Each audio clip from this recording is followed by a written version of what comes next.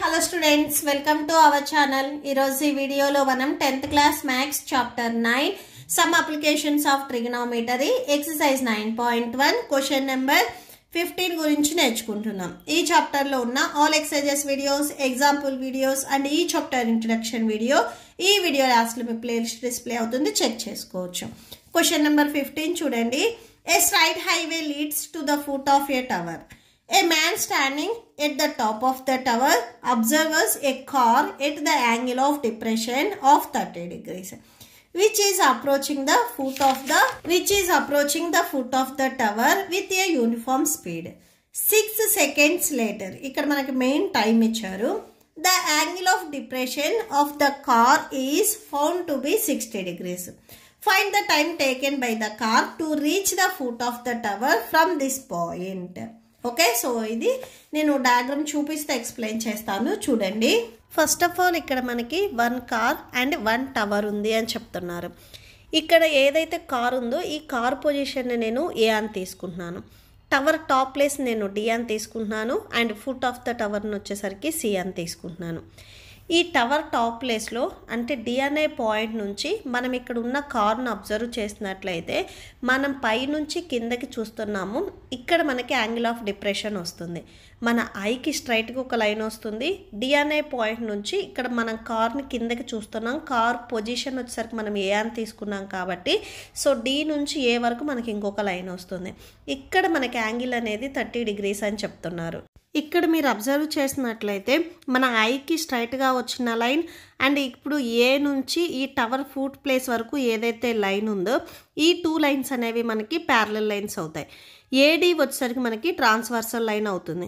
అంటే మనకి ఇక్కడ డి దగ్గర యాంగిల్ 30 degrees ఉంటే దీనికి ఆపోజిట్ అంటే ఆల్టర్నేటివ్ ఇంటీరియర్ యాంగిల్స్ మనకి ఈక్వల్ అవుతాయి కాబట్టి ఏ దగ్గర ఉండే యాంగిల్ కూడా మనకి 30 degrees ఉంటుంది. అలానే ఇక్కడ మనకి కార్ వచ్చేసరికి foot of the tower foot place వరకు రీచ్ అవుతుంది. అంటే ఏ అనే పాయింట్ నుంచి కొంచెం టవర్ సైడ్కి మూవ్ అయినట్లయితే 6 seconds తర్వాత ఇక్కడ మనకి ఎంత డిస్టెన్స్ కవర్ చేసింది అని చెప్పట్లేదు. ఆఫ్టర్ 6 seconds తర్వాత సేమ్ డి అనే పాయింట్ నుంచి చూసినప్పుడు యాంగిల్ అనేది 60 degrees వచ్చింది అని చెప్పారు. ఇప్పుడు కార్ పొజిషన్ ఏ అనే పాయింట్ నుంచి సమ్ బి అనే పాయింట్ వరకు మూవ్ అయినట్లయితే ఇక్కడ సేమ్ మన ఐకి స్ట్రైట్గా ఒక లైన్ వస్తుంది. మనం పై నుంచి కిందకి చూస్తున్నాం కాబట్టి సో ఇక్కడ సేమ్ ఒక లైన్ వస్తుంది. ఈ 2 లైన్స్ ఎక్కడైతే మీట్ అయ్యాయో అక్కడ మనకి యాంగిల్ అనేది 60 degrees అని చెప్పారు. సేమ్ ఇక్కడ మీరు అబ్జర్వ్ చేసినట్లయితే డికి మనకి స్ట్రైట్గా వచ్చిన లైన్ అండ్ ఏ నుంచి సి వరకు అంటే కార్ స్టార్టింగ్ పొజిషన్ ఏ నుంచి ఈ foot of the tower C వరకు ఇక్కడ స్ట్రైట్ లైన్. ఈ 2 లైన్స్ వచ్చరికి మనకి ప్యారలల్ లైన్స్ అవుతాయి అండ్ బీడి లైన్ ఏదైతే ఉందో ఇది మనకి ట్రాన్స్వర్సల్ లైన్ అవుతుంది. సో ఇక్కడ యాంగిల్ అనేది 60 degrees ఉంటే బి దగ్గర యాంగిల్ ఆల్టర్నేటివ్ ఇంటీరియర్ యాంగిల్ కాబట్టి సో బి దగ్గర యాంగిల్ కూడా మనకి 60 degrees ఉంటుంది. ఇక్కడ మెయిన్ మనం ఏం ఫైండ్ అవుట్ చేయాలి అంటే సో ఇప్పుడు మనకి కార్ ఉన్న పొజిషన్ బి అనే పాయింట్ నుంచి foot of the tower C అనే పాయింట్ వరకు కారు రీచ్ అవ్వటానికి ఎంత టైం పడుతుంది అనేది మనం ఫైండ్ అవుట్ చేయాలి. ఇక్కడ మనల్ని డిస్టెన్స్ అని అడగలేదు, సో టైం అని అడిగారు. ఓకే, నేను బి నుంచి సి వరకు ఈ డిస్టెన్స్ ఏదైతే ఉందో దీన్ని నేను ఎక్స్ అని తీసుకుంటున్నాను. నెక్స్ట్ టవర్ హైట్ సి నుంచి డి వరకు ఇది టవర్ హైట్ కదా, ఈ టవర్ హైట్ని నేను హెచ్ అని తీసుకుంటున్నాను. మనం ఫైండ్ అవుట్ చేయాల్సింది టైం. కారు బి అనే పొజిషన్ నుంచి సి అనే పొజిషన్కి రావటానికి సో ఎంత టైం పడుతుంది అనేది మనం ఫైండ్ అవుట్ చేయాలి. ఇక్కడ నేను ఏ నుంచి బి వరకు ఈ డిస్టెన్స్ నేను వై అని తీసుకుంటున్నాను. సో సొల్యూషన్ చూడండి, ఇక్కడ మనకి ఏదైతే డయాగ్రామ్ వచ్చిందో సో ఆ డయాగ్రామ్ని డ్రా చేసుకుందాము. Let 2 points of a car A and B.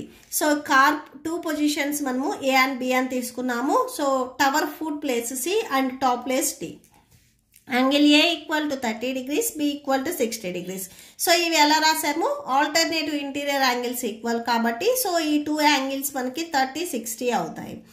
So ఏ నుంచి B వరకు డిస్టెన్స్ Y, B నుంచి C వరకు distance X and height of the tower CD equal to H meters. So ఇవి రాసుకున్నాం. ఫస్ట్ మనకి ఇక్కడ 2 ట్రయాంగిల్స్ వచ్చాయి. మనకి 2 యాంగిల్స్ వచ్చాయి కదా, సో 2 ట్రయాంగిల్స్ వస్తాయి. In triangle ACD. సో ఈ ట్రయాంగిల్ మనం తీసుకుందాము. సో ఇక్కడ రాసేసుకోండి, in triangle ACD. Okay, so D దగ్గర నుంచి ఏ అనే పాయింట్ అబ్జర్వ్ చేసినప్పుడు యాంగిల్ 30 వచ్చింది. ఒకసారి రఫ్ డయాగ్రామ్ డ్రా చేయండి. సో ఇది ఏ, ఈ పాయింట్ వచ్చేసరికి మనకి బి, ఈ పాయింట్ సి, ఈ పాయింట్ వచ్చేసరికి డి, ఇది హెచ్. ఓకే, సో ఏ నుంచి బి వరకు ఈ డిస్టెన్స్ వై, బి నుంచి సి వరకు ఈ డిస్టెన్స్ ఎక్స్. ఇక్కడ మనకి యాంగిల్ వచ్చేసరికి 30 degrees.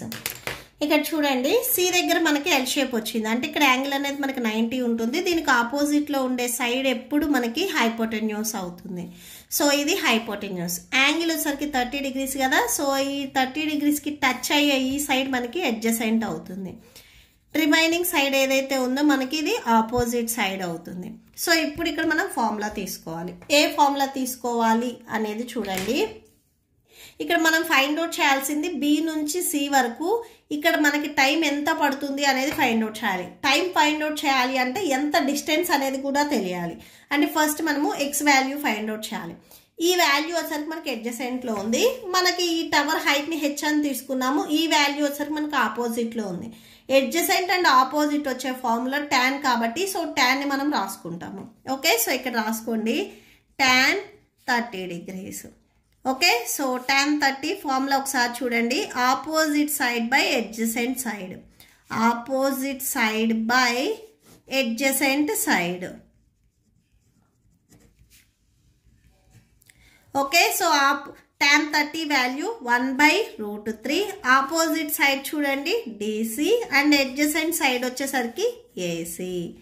So 1/√3 equal to DC side H, AC side చూడండి ఇక్కడ మీకు 2 పాయింట్స్ ఉన్నాయి AB ప్లస్ BC. సో అది రాసేసుకోండి. 1/√3 ఈక్వల్ టు H/AB సైడ్, ఈ డిస్టెన్స్ మనకి Y అండ్ BC సైడ్, ఈ సైడ్ డిస్టెన్స్ మనకి X. సో మీరు ఇది Y plus X, X plus Y ఎలా అయినా కానీ రాసుకోవచ్చు, నో ప్రాబ్లం. సేమ్ ఇక్కడ మీరు క్రాస్ మల్టిప్లికేషన్ చేయండి. Okay, so 1 into Y plus X అవుతుంది. That equal to H into √3 H√3 అవుతుంది. దీన్ని మీరు X plus Y equal to H√3గా రాసుకోండి. దీనికి మీరు ఈక్వేషన్ నెంబర్ 1 ఇవ్వండి. ఓకే, నెక్స్ట్ ఇంకొక యాంగిల్ ఉంది కదా మనకి, యాంగిల్ 60 degrees. సేమ్ ఒకసారి మళ్ళీ మనం ట్రయాంగిల్ తీసుకుందాము. Triangle BCD. ఓకే, సో అంటే డి అనే పాయింట్ నుంచి బి పొజిషన్ దగ్గర ఉన్న కార్ని చూసినప్పుడు యాంగిల్ అనేది 60 వచ్చింది. సేమ్ ఒకసారి డయాగ్రామ్ డ్రా చేయండి. Okay, so in triangle BCD first ఈ ట్రయాంగిల్ కూడా మనము hypotenuse, adjacent and opposite sides రాసుకుందాము. సో ఇది హైపోటెన్యూస్, ఈ సైడ్ మనకి అడ్జసెంట్ అండ్ ఈ సైడ్ వచ్చేసరికి మనకి opposite side. Okay, so opposite side value H. Same ఇక్కడ కూడా tan ఫార్ములాని యూజ్ చేసుకుంటాము. యాంగిల్ మనకి 60 ఉంది కదా, so tan 60 degrees equal to opposite side by adjacent side, opposite side by adjacent side. tan 60 value √3 equal to ఇక్కడ opposite side చూడండి DC by adjacent side వచ్చేసరికి BC.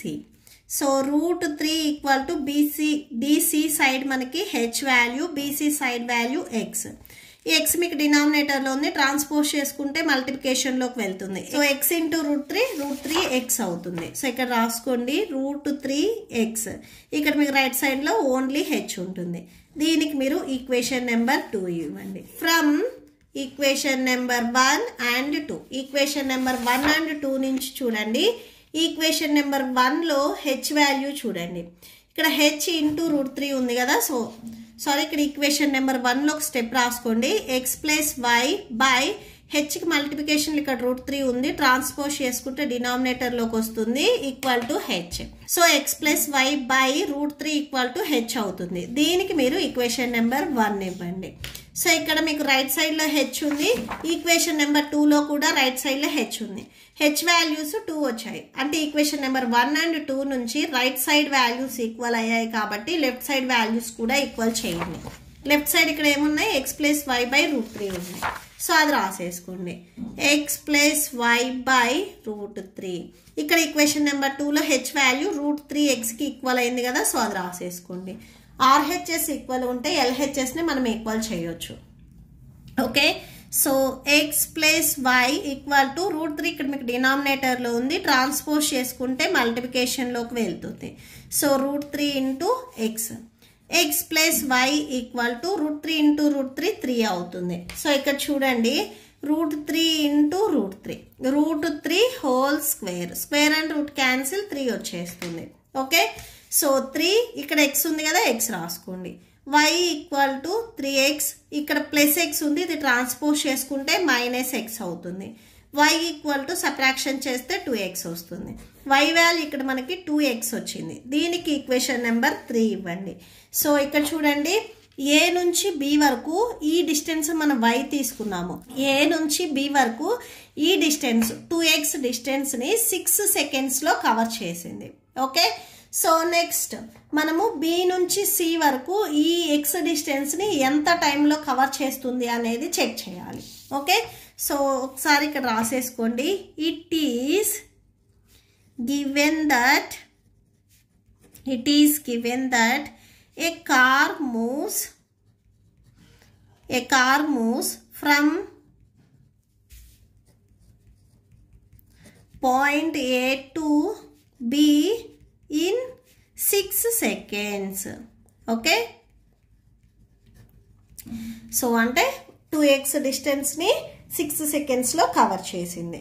సో నెక్స్ట్ చూడండి ఇక్కడ మనము 2 కేసెస్ తీసుకుందాము. ఫస్ట్ ఎక్స్ వాల్యూ డిస్టెన్స్ ఎంత ఉంది అనేది ఫైండ్ అవుట్ చేసిన తర్వాత ఎంత టైం పడుతుంది అనేది మనం ఫైండ్ అవుట్ చేస్తున్నాము. కేస్ 1లో ఓన్లీ ఈ ఎక్స్ వాల్యూ ఎంత అంటే బి నుంచి సి వరకు ఈ డిస్టెన్స్ మనం ఎక్స్ తీసుకున్నాం కాబట్టి సో ఎక్స్ వాల్యూని ఫైండ్ అవుట్ చేస్తే మనకి డిస్టెన్స్ వస్తుంది. కేస్ 2లో మనము ఈ డిస్టెన్స్కి ఎన్ని సెకండ్స్ పడుతుంది అనేది ఫైండ్ అవుట్ చేస్తాము. ఓకే, సో కేస్ 1 చూడండి.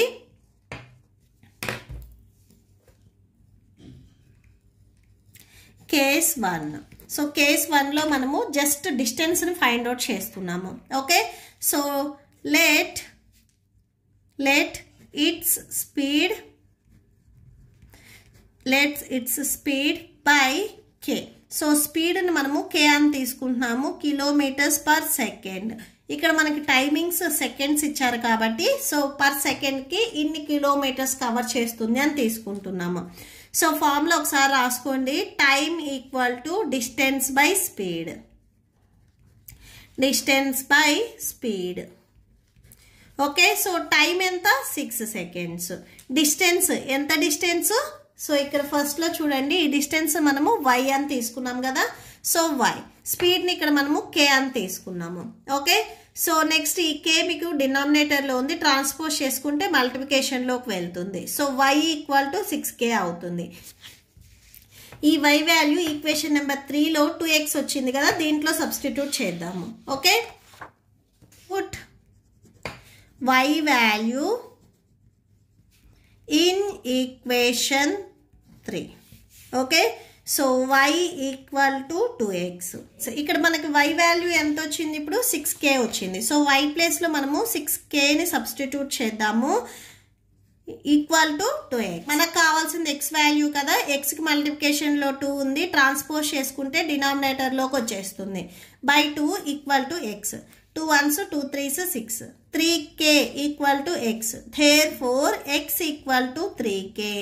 ఈ x మనము b నుంచి c వరకు డిస్టెన్స్ అని తీసుకున్నాము. ఇప్పుడు ఈ డిస్టెన్స్ని కవర్ చేయడానికి ఎంత టైం పడుతుంది అనేది చెక్ చేద్దాము. ఓకే, సో ఇది మనము కేస్ 2లో చెక్ చేస్తున్నాము. కేస్ 2. ఓకే, సో ఒకసారి ఫార్ములా రాసుకోండి.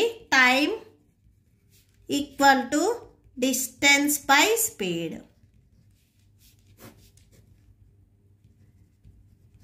ఓకే, సో ఈ ఫార్ములాలో సబ్స్టిట్యూట్ చేయాలి అంటే మనకి డిస్టెన్స్ తెలియాలి, స్పీడ్ మనం k తీసుకున్నాం కాబట్టి అప్పుడు మనకి టైం వస్తుంది.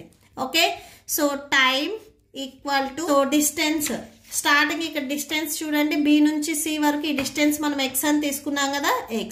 స్పీడ్ k అని తీసుకున్నాము. x వాల్యూ ఇక్కడ మనకి 3k వచ్చింది. సో వాల్యూని సబ్స్టిట్యూట్ చేయండి. డినామినేటర్లో k ఉంది, న్యూమరేటర్లో ఉన్న k, డినామినేటర్లో ఉన్న k మీరు క్యాన్సిల్ చేసుకున్నట్లయితే ఇక్కడ 3 ఉంటుంది. So time equal to 3. ఇవి మనం స్టార్టింగ్లో సెకండ్స్ అని తీసుకున్నాం కాబట్టి సో 3 సెకండ్స్ అవుతుంది. ఓకే, సో అంటే బి అనే పాయింట్ నుంచి ఈ టవర్ ఫుడ్ ప్లేస్ను రీచ్ అవ్వటానికి 3 seconds టైం పడుతుంది. ఓకే, సో therefore అని లాస్ట్లో ఒకసారి కన్క్లూడ్ చేయండి. therefore the car moves from B to point C is 3 seconds. Okay, so that's it. మీకు ఈ వీడియో నచ్చితే ప్లీజ్ లైక్ చేయండి, మీ ఫ్రెండ్స్కి షేర్ చేయండి అండ్ మన ఛానల్ని సబ్స్క్రైబ్ చేసుకోండి. ఇప్పుడు మీకు ఈ వీడియో లాస్ట్లో ఈ chapter playlist and next chapter playlist videos display అవుతే చెక్ చేసుకోవచ్చు. Thank you and thanks for watching.